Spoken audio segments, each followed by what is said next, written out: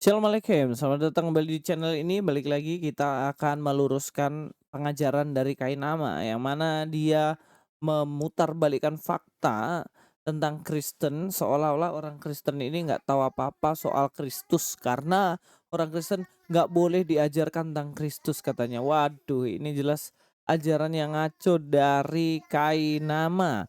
Apa yang disampaikan Kainama? Oke, kita langsung nonton aja. Oh ya. Ainama pernah bilang bahwa dia tidak pernah menjelekkan agama Kristen, tapi faktanya dari video ini kita akan bahas dan juga dia mengatakan bahwa saya dan teman-teman semuanya Andre Tunggal katanya tidak bisa mematahkan argumentasinya, makanya serang pribadi. Bos, argumentasimu hari ini saya akan patahkan, tapi kamu harus tahu bahwa pribadimu juga layak untuk dibongkar karena tipuanmu yang ngaku mantan pendeta kuliah di Israel yang ternyata hanya omong kosong. Kita nonton videomu ya. Nama kita lihat videomu. Mana nih nama nih? Oke, ini dia. Salah kaprah juga kepada tersayang Kristen dan Katolik ini apa? Kristus. Yang selama Erik gelar yang ternyata salah kaprah juga kepada saudaraku tersayang Kristen dan Katolik ini apa? Kristus. Yang selama Erik tahu gelar Kristus itu kan gelar Iya. namanya Yesus. Yesus. Gelarnya Kristus. Artinya apa Kristus? Kristus artinya Maha Kudus. Salah. Nggak ada yang kasih tahu. Nggak, emang kamu nggak bakalan disalahkan Iya orang. sih. Karena memang tidak pernah diajarkan dan kalau bisa jangan sampai diajarkan. Tahu. Parah nggak tuh? Kenapa itu? Karena Kristus artinya nabi. Kristos itu dari Hamasiah bahasa Ibrani, artinya the anointed one, seseorang yang diurapi.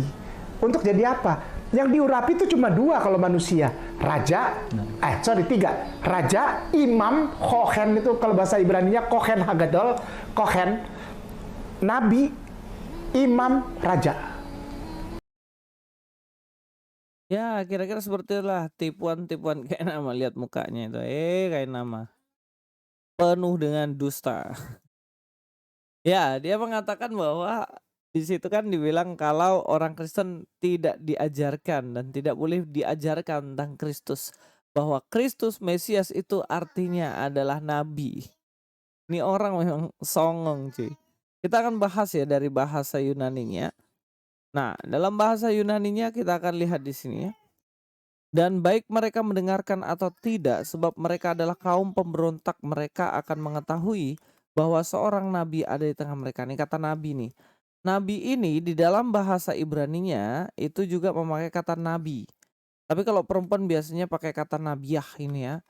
Ini kecil banget tapi mudah-mudahan teman-teman bisa lihat. Dan di dalam bahasa Yunaninya itu memakai kata profetes. Profetes. Jadi bukan memakai kata yang tadi, Kristos. Ini adalah sebuah kekeliruan yang Kak Enam sampaikan. Dia mungkin pikir ya orang umat sebelah kan nggak tahu juga bahasa Yunani, nggak tahu juga bahasa Ibrani, jadi bisa dibodoh-bodohin gitu kan. Ya karena memang taunya menghafal, tidak mengerti dan juga kayak gini nih, kejadian juga kayak gini. Memang taunya cuman sebatas itu, taunya hanya sebatas dengerin ustadz yang dipikir bener, padahal enggak. Ingat ya, Kristos dalam bahasa Yunani Kristus atau Yesus itu dalam bahasa Yunaninya Kristos. Dalam bahasa Ibraninya Mesias. Ini berbeda dengan kata nabi. Nabi itu dalam bahasa Yunaninya memakai kata profetes. Profetes dalam bahasa Ibraninya nabi. Atau juga bisa kalau perempuan nabiah. Makanya kita sering mendengar kata nabi atau nabiah. Itu namanya nabi. Jadi apa yang dikatakan kayak nama ini jelas bohong. Kebohongannya dia juga mengatakan bahwa orang Kristen tidak boleh diajarkan tentang Kristus. Loh aneh kamu.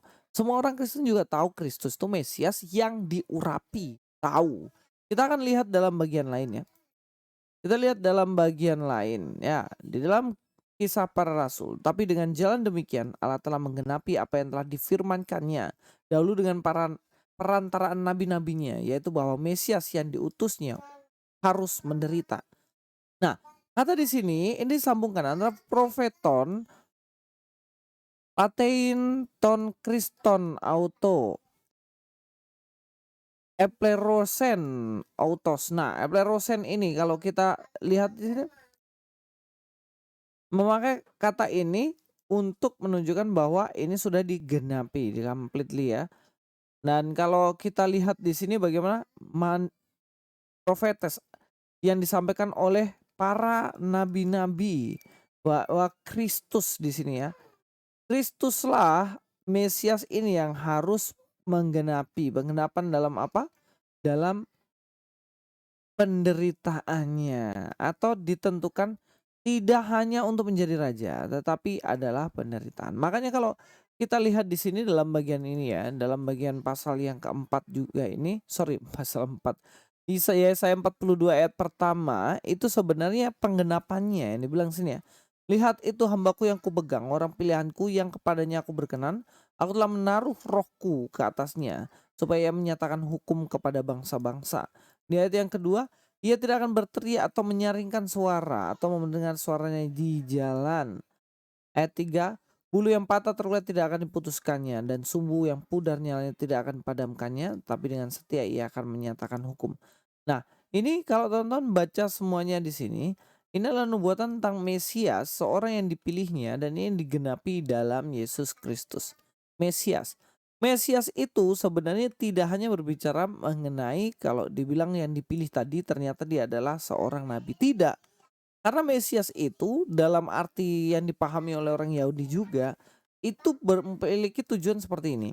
Dia akan melahirkan anak laki-laki dan kau akan menamakan dia Yesus karena dialah yang akan menyelamatkan umatnya dari dosa mereka. Jadi tujuan Mesias ini yang menyelamatkan umatnya dari dosa mereka. Dia adalah Kristus. Mesias itu mencakup Mesias atau orang yang diurapi. Itu mencakup sebenarnya kalau boleh dibilang 4 hal. Pertama, dia nabi. Seperti yang dikatakan kayak nama ya, dia nabi. Tapi nggak cukup hanya di nabi. Informasi yang sepotong itu bisa menyesatkan kayak nama. Kamu pasti tahu itu bahwa orang-orang muslim itu taunya Yesus hanya nabi, ya kan? Makanya kamu sampaikan Yesus itu sebenarnya nabi. Orang Kristen juga tahu bahwa Yesus itu nabi. Tetapi kamu harus tahu bahwa dalam kata Mesias itu ada beberapa hal penting. Pertama, Yesus adalah nabi. Kedua, Yesus adalah raja. Ketiga, Yesus adalah imam. Keempat, Yesus juga adalah kurban pendamaian. Nah, dari keempat hal ini tak bisa dilepaskan satu dengan yang lainnya. Ini penting untuk diketahui supaya nggak dibodoh-bodohin. Nah, apa kaitannya dengan Yesus yang adalah nabi? Yesus yang adalah nabi yang mana dia menyampaikan kebenaran tentang Allah, tentang dirinya juga kepada orang-orang. Sehingga dia dianggap sebagai nabi. Tapi yang kedua, dia adalah seorang raja yang memerintah di kerajaan sorga. Makanya dia Yesus adalah raja bagi umatnya. Ketiga, Yesus adalah imam. Imam yang apa? Tugas imam. Imam yang membawa kurban persembahan untuk menyelamatkan manusia supaya dosa yang ada itu dihapuskan karena imam memberikan kurban. Makanya orang-orang dahulu, orang Yahudi itu ketika ke Bait Allah, mereka membawa kurban untuk disembelih untuk menjadi pendamaian karena manusia berdosa sehingga manusia diselamatkan. Manusia tidak mati, tapi dia diselamatkan karena kurban yang ada. Lalu kurbannya siapa? Kurbannya adalah Yesus Kristus, yang mana dia yang diurapi, yang dipilih untuk menjadi kurban, untuk menyelamatkan semua manusia yang berdosa. Ya, jadi 4 hal ini penting untuk kita pahami untuk mengerti tentang Mesias. Lalu apakah ini tidak diajarkan kepada orang Kristen? Oh, Anda salah. Ini justru diajarkan kepada orang-orang Kristen sebagai dasar iman Kristen. Jadi kami memahami tentang Kristus ya secara menyeluruh seperti itu kayak nama. Jadi nggak usah bohong-bohong. Ya namanya juga susah ya. Kalau memang raja dusta, masa kita mau larang untuk dia bohong? Orang nafasnya aja udah penuh dusta. God be with you all.